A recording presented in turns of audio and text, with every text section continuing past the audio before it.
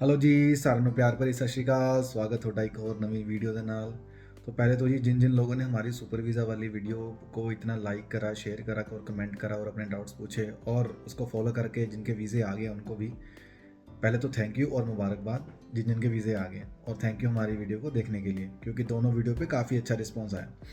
तो आज मैं लेके आया हूँ third part of that video, क्योंकि उन वीडियोस पे काफ़ी सारे ऐसे चीज़ें थी जो केस टू केस डिपेंड कर रही थी और लोगों के बहुत सारी क्वेरीज थी और कुछ कुछ क्वेश्चन ऐसे थे जो काफ़ी ज़्यादा बारी पूछे गए थे।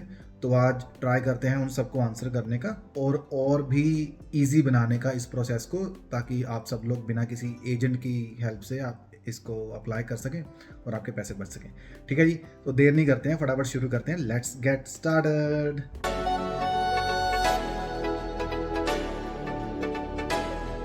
हाँ जी, जो सबसे पहला क्वेश्चन है और जो काफ़ी सारे लोगों ने पूछा है वो है कि नोटराइज कराने की ज़रूरत है इनविटेशन लेटर को या नहीं। तो उसका आंसर है जी, कोई भी ज़रूरत नहीं है नोटराइज कराने की। आप बस अपना, आपको खुद को भी साइन करने की उसको ज़रूरत नहीं है। आप बस अपना कंप्यूटर पे लेटर टाइप करो और वैसे का वैसा ही आप अपलोड कर सकते। और सेकंड जो सबसे ज़्यादा बार पूछा गया है क्वेश्चन वो है मेडिकल इंश्योरेंस से रिलेटेड, कि मेडिकल इंश्योरेंस स्टार्टिंग में ही लेनी ज़रूरी है या फिर स्टार्टिंग में 1 साल की ही लेनी ज़रूरी है, हम मंथ बाय मंथ ले सकते हैं कि नहीं ले सकते। तो उसका आंसर है जी, पहले सबसे पहले ये एक वन ऑफ द रिक्वायरमेंट है जो आपको पूरी करनी ज़रूरी है। इसके बिना आपका वीज़ा रिजेक्ट हो जाएगा अगर आपके पास मेडिकल इंश्योरेंस नहीं ले रखी, पेरेंट्स की जो आपकी मेडिकल इंश्योरेंस है। और दूसरा, मंथ बाय मंथ के भी ऑप्शन मैंने देखे हैं, बट आई वुड रिकमेंड कि आप मंथ बाय मंथ का ऑप्शन मत लेना। जो भी है पूरे साल की एक बार में खरीद के, ठीक है, तो वो उसकी आप रिसीप्ट अपना अपलोड कर सकते हो साथ में। अब इसमें कोई नुकसान नहीं है 1 साल की खरीदने पे, क्योंकि फॉर एग्जांपल अगर मान लो आपके पेरेंट्स वीज़ा लगने के बाद यहाँ आते हैं और 2 महीने के लिए रुकते हैं और उस टाइम पे आप इस मेडिकल इंश्योरेंस को यूज़ नहीं करते हो, तो आप क्या, जब वो वापस जाएंगे तो आप अपने सेम जो आपका ब्रोकर है जिससे आपने इंश्योरेंस ली है, तो आप उसको कह सकते हो कि भाई मेरे पेरेंट्स वापस जा रहे हैं, आप 2 महीने के पैसे काट लो, बाकी 10 महीने के पैसे वापस कर दो, तो वो आपको पैसे वापस मिल जाएंगे।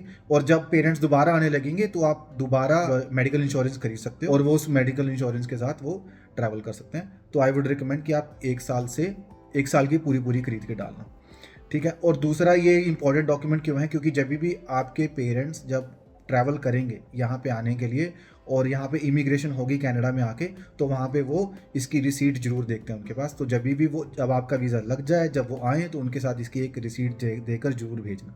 क्योंकि अब ये मुझे इसलिए पता है क्योंकि जब मैंने अपनी मम्मी को बुलाया था तो उनको ये चीज़ जरूर पूछी थी और मुझे पता था कि वो पूछते हैं, तो इसलिए साथ में उनको हमने रिसीट दे दी थी, ताकि उन्होंने वो रिसीट दिखाई और उनकी इमिग्रेशन अच्छे से हो गई। ठीक है, ये मेडिकल इंश्योरेंस बहुत ज़रूरी है, इसको ध्यान से करना।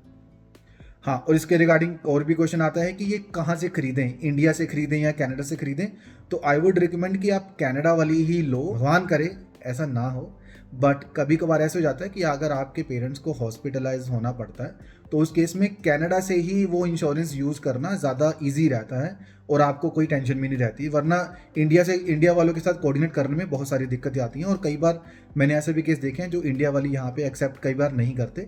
तो आप हो सके तो कनाडा से ही खरीदना। और कई लोगों के क्वेश्चन रहते हैं कि कितने की आती है मेडिकल इंश्योरेंस, तो वो भैया पेरेंट्स उनकी एज, उनकी मेडिकल कंडीशन पे डिपेंड करता है। इसका कोई स्ट्रेट फॉरवर्ड आंसर नहीं है।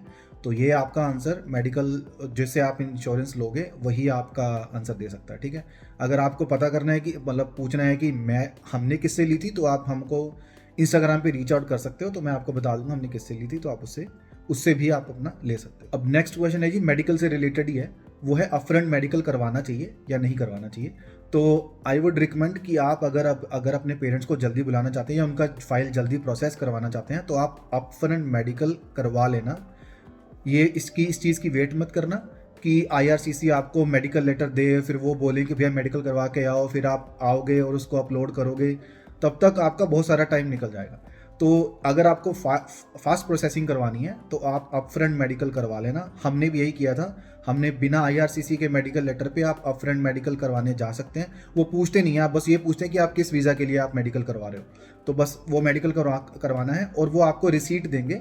जब वो रिसीट आ जाएगी तो आप या तो अपनी फाइल अपलोड करने से पहले या सबमिट करने से पहले भी इस रिसीट के साथ आप सबमिट कर सकते हो, या फिर आप आपने फाइल सबमिट कर दी है तो उसके बाद अपना वेब फॉर्म रेज कर सकते हो। मैं यहाँ पे एक लिंक दे देता हूँ जहाँ से आप वेब फॉर्म रेज करते हैं। तो वेब फॉर्म रेज करके भी आप अपनी ये जो रिसीट मिलेगी मेडिकल की वो अपलोड कर सकते हो, ठीक है। अगर आपको वेट करना है, आपके पास अच्छा टाइम है, तो आप वेट भी कर सकते हो। इसमें कोई ऐसा जरूरी नहीं है कि आपको अपफ्रंट ही करना है, बट आई वुड रिकमेंड कि आप अपफ्रंट ही करवाओ ताकि आपकी फाइल जल्दी प्रोसेस हो जाए। अब नेक्स्ट बात कर लेते हैं अपने फंड्स और इनकम के रिगार्डिंग जो भी आपके क्वेश्चंस हैं, क्योंकि इसमें भी बहुत सारे लोगों ने बहुत सारे क्वेश्चन पूछे, तो अब उन क्वेश्चंस की बात करते हैं। तो सबसे पहला तो यही कि हमें जो सबसे मेन क्वेश्चन काफ़ी लोगों ने पूछा कि पेरेंट्स के अकाउंट फंड्स की स्टेटमेंट्स हमने डालनी है कि नहीं डालनी। तो अगर तो आप अपने पेरेंट्स को, जिसमें अगर आप एप्लीकेशन फिल कर रहे हो तो उसमें अगर आपने चेक बॉक्स में चेक किया है कि you will be supporting your parents, तो उसमें आपको कोई भी पेरेंट्स के फंड्स की इन्फॉर्मेशन देनी कोई ऐसी ज़रूरी नहीं है। आपको अपने फंड्स की इन्फॉर्मेशन देनी होगी क्योंकि आप उनको सपोर्ट कर रहे हो, ठीक है जी। और कितना फंड्स होना चाहिए अकाउंट में आपके, ये भी एक बड़ा क्वेश्चन है। तो इसका कोई सीधा सीधा आंसर नहीं है, क्योंकि ऐसे फंड्स की कोई रिक्वायरमेंट नहीं है आईआरसीसी की। जो रिक्वायरमेंट है वो इनकम से रिलेटेड है। तो मैं यहाँ पे उस रिक्वायरमेंट को भी डाल देता हूँ कि आपके घर में कितने मेंबर हैं, उस हिसाब से कितनी इनकम की रिक्वायरमेंट है, तो वो मैं यहाँ डाल दूंगा। आप उस हिसाब से देख लेना कि आप उसको क्वालिफाई कर पाते हो या नहीं कर पाते, ठीक है। और फंड्स की मैं कहूँगा कि आप अगर करना चाह रहे हो तो मिनिमम आप $10,000 एटलीस्ट आप अपने फंड्स में या अपने बैंक स्टेटमेंट में दिखाना। और बैंक स्टेटमेंट उनको वैसे भी दिखानी जरूरी होती है क्योंकि आप वो आपकी ये भी चेक करते हैं कि आपकी इनकम या आपकी सैलरी उसमें आ रही है कि नहीं आ रही। बाकी T4 NOA ये सब वगैरह तो जरूरी है ही है, ये आप मेरी वीडियो में चेक कर सकते हो कि कहाँ अपलोड करने हैं, ठीक है जी। और कई लोग पूछते हैं कि इनविटेशन लेटर के साथ भी हम T4 या NOA हम डाल सकते हैं कि नहीं डाल सकते। तो आई वुड से कि आप डाल सकते हो, आपकी इच्छा है। मैंने भी डाले थे, तो आप भी डाल देना, उसमें कोई प्रॉब्लम नहीं है डालने में। अब इससे रिलेटेड ही एक और क्वेश्चन है कि जो मेरी सेकंड वीडियो है उसमें मैंने दिखाया होगा कि काफ़ी सारे डॉक्यूमेंट्स हैं एक एक करके, जो आपको मल्टीपल डॉक्यूमेंट्स है बट एक ही जगह पे अपलोड करने हैं, क्योंकि एक ही स्पेस दिया हुआ है वहाँ आईआरसीसी की। जब आप एप्लीकेशन सबमिट कर रहे हो तो डॉक्यूमेंट अपलोड कर रहे हो तो काफ़ी सारे लोगों का क्वेश्चन है कि उनको कैसे हमें एक साथ करके हम अपलोड कर सकते हैं, या फिर साइज़ की प्रॉब्लम आती है। तो जो टूल मैंने यूज़ करा था मैं आपको वो बता देता हूँ, मैं यहाँ पे मेंशन भी कर दूँगा। एक वेबसाइट है स्मॉल PDF करके, तो आप उस वेबसाइट पे जाके अपनी PDF को मर्ज कर सकते हो 1 by 1, ठीक है। उनको मर्ज करने के बाद वो एक फाइल बन जाएगी और आप वो एक फाइल अपने उस लोकेशन पे अपलोड कर सकते हो जहाँ पे आईआरसीसी ने आपको पूछा है वो फाइल अपलोड करने के लिए, ठीक है जी। और सेम ही वेबसाइट पे आप उसमें आप PDF को का साइज़ छोटा भी कर सकते हो। अगर आपकी PDF एक्सीड कर रही है मैक्सिमम लिमिट से, तो आप उसको छोटा करके वहाँ से अपलोड कर, और उसके हिसाब से आप अपने डॉक्यूमेंट्स को कलेक्ट करके सबमिट कर लेना। तो इसके साथ साथ ही एक और इम्पॉर्टेंट क्वेश्चन है, जो हमने अपलोड किया था एक डॉक्यूमेंट जो कि था लैंड रजिस्ट्रेशन डॉक्यूमेंट, जो कि मेरे मदर के नाम पे जो लैंड थी हमने उसको दिखाया था। तो इसको वो कई लोगों ने पूछा कि उसको दिखाना है या नहीं दिखाना, ये ऑप्शनल है या मैंडेटरी है। तो ये एक ऑप्शनल डॉक्यूमेंट है। अगर आपके पास ऐसा कुछ है नहीं है तो आप नहीं मत दिखाओ। अगर है तो मैं आपको बोलूँगा कि सजेस्ट करूँगा कि आप इसको दिखाओ, क्योंकि इससे क्या होता है कि आपके पेरेंट्स के इंडिया से टाइज जो हैं वो स्ट्रांगली दिखते हैं और वीज़ा रिजेक्ट होने के चांसेस बहुत ही कम हो जाते हैं। तो आई वुड रिकमेंड कि अगर आप दिखा दो, या अगर आप अपने फंड्स भी दिखाना चाहते हो पेरेंट्स के, तो भी आप दिखा दो। वो भी इंडिया से टाइज दिखाता है, ठीक है, और वो भी दिखाता है कि वीज़ा के रिजेक्ट होने के चांसेस बहुत ही कम हो जाते हैं। तो एक लेटर ऑफ एक्सप्लेनेशन होता है, तो लेटर ऑफ एक्सप्लेनेशन में आप ये लाइन मेंशन कर सकते हो कि मैंने अपने पेरेंट्स की ये चीज़ मेंशन करी है, और साथ में उसका सपोर्टिंग डॉक्यूमेंट भी डाल। और अब लेटर ऑफ एक्सप्लेनेशन की बात हो ही गई है।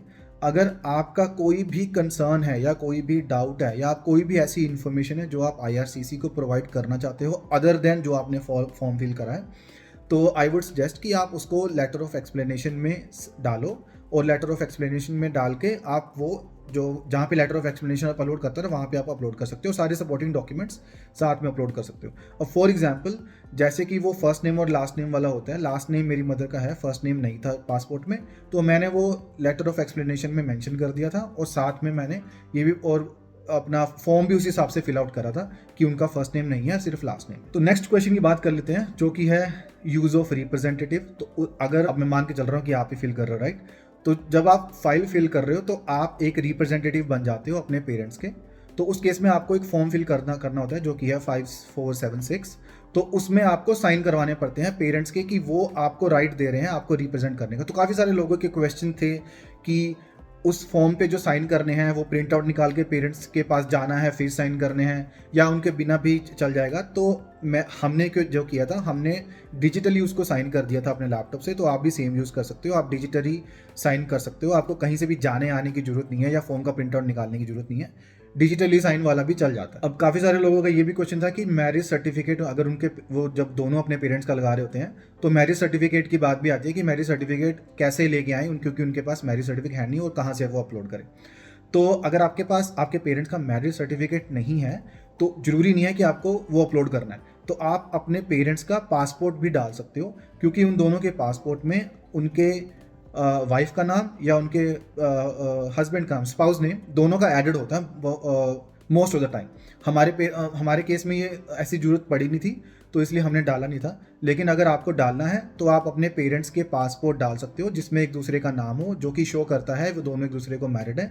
और अगर आपको अपना रिलेशन प्रूफ करना है अपने पेरेंट्स के साथ, उसके लिए भी आप अपना पासपोर्ट भी डाल सकते हो जिसमें आपके पेरेंट्स का नेम होगा mention same as their passport. अब इसके साथ एक सिमिलर चीज़ एक और है कि जब हम एप्लीकेशन सबमिट कर रहे होते हैं तो उसमें पूछता है कि पेरेंट्स की इन्फॉर्मेशन, राइट। तो मैंने भी अपने एप्लीकेशन में जब ये वाला सेक्शन आया था तो उसमें हमें नाम तो पता था लेकिन उनकी डेट ऑफ बर्थ नहीं पता थी, तो क्योंकि वो डेट ऑफ बर्थ मांगते हैं, तो इसलिए मैंने टिक कर दिया था ये वाला ऑप्शन कि हमें उनके पेरेंट्स की इन्फॉर्मेशन नहीं है। अगर आपके पास उनके डेट ऑफ बर्थ या नाम की इन्फॉर्मेशन है तो आप फिल आउट कर सकते हो।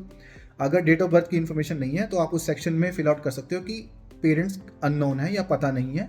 और सेम चीज़ हमने लेटर ऑफ एक्सप्लेनेशन में एक्सप्लेन कर दी थी कि हमें नाम तो पता है बट डेट ऑफ बर्थ हमें पता नहीं है, इसलिए हम ये वाला ऑप्शन टिक कर रहे हैं। अब ऐसे ही कई लोगों ने अपने पेरेंट्स के जैसे पहले विजिटर वीज़ा लगवाए हुए थे कनाडा में, तो वो पूछते हैं कि भैया हमने पहले विजिटर वीज़ा लगवाया था, उनका रिफ्यूज़ल आ गया, या पहले विजिटर वीज़ा है ऑलरेडी और हमें फिर अब सुपर वीज़ा लगवाना है क्योंकि रहने की जो लिमिटेशन है वो ख़त्म हो जाती है सुपर वीज़ा से। तो उस केस में उनको मेंशन करना चाहिए कि उनकी रिफ्यूज़ल आई है या नहीं करना चाहिए। तो आई वुड सजेस्ट कि आपको मेंशन करना चाहिए जहाँ जहाँ पे भी उन्होंने पूछा है कि आपने कभी पहले अप्लाई किया है या नहीं किया, और अगर अप्लाई किया है तो क्या उसका स्टेटस था। तो आप रिफ्यूज़ल और अगर एक्सेप्टेंस दोनों आपको मेंशन करनी है, क्योंकि इससे क्या होता है कि जब रिफ्यूज़ल आप मेंशन करते हो उनको तो साथ में उस टाइम पे आपका एक यूसीआई नंबर जनरेट हो जाता है, तो वो यूसीआई नंबर ही आपका इस बार सेम यूसीआई नंबर होगा आपके इस वीज़ा की एप्लीकेशन के लिए। तो आई वुड सजेस्ट जहाँ पे उन्होंने पूछा होगा ना यूसीआई नंबर, तो आप वो यूसीआई नंबर भी डाल देना ताकि वो दोनों एप्लीकेशन आपस में लिंक कर पाएँ और उनको एक हिस्ट्री मेंटेन हो जाती है। अदरवाइज़ क्या होगा कि वो खुद से यूसीआई नंबर ढूंढने जाएंगे और फिर लिंक करेंगे, जो कि एक टाइम कंज्यूमिंग प्रोसेस हो जाता है। तो आई वुड सजेस्ट कि आप पहले से कर देना ताकि आपका टाइम कम लगे फाइल प्रोसेसिंग। अब ये तो हो गए सारे बड़े बड़े वाले क्वेश्चन। अब बात कर लेते हैं छोटे छोटे क्वेश्चंस की। तो सारी वीडियो पूरी सीरियस हो गई है क्योंकि काफ़ी सारे क्वेश्चन पढ़ने पड़ रहे हैं, तो थोड़ा लाइट कर लेते हैं। तो अब जो काफ़ी सारे क्वेश्चन ऐसे हैं जो बहुत ही छोटे छोटे हैं। फॉर एग्जांपल, पहले टिकट कराने की ज़रूरत है क्या सुपर वीज़ा अप्लाई करने से पहले? तो कोई ज़रूरत नहीं है टिकट कराने की। जब आपका वीज़ा आ जाए तभी आप टिकट कराना, और जब आपका वीज़ा आ जाए उसके बाद आप टिकट कराने लगे हो तो वो भी आप एक साइड की टिकट करवा सकते हो। रिटर्न टिकट जब आप चाहो तब करवा सकते हो, कोई ज़रूरी नहीं है। ठीक है जी।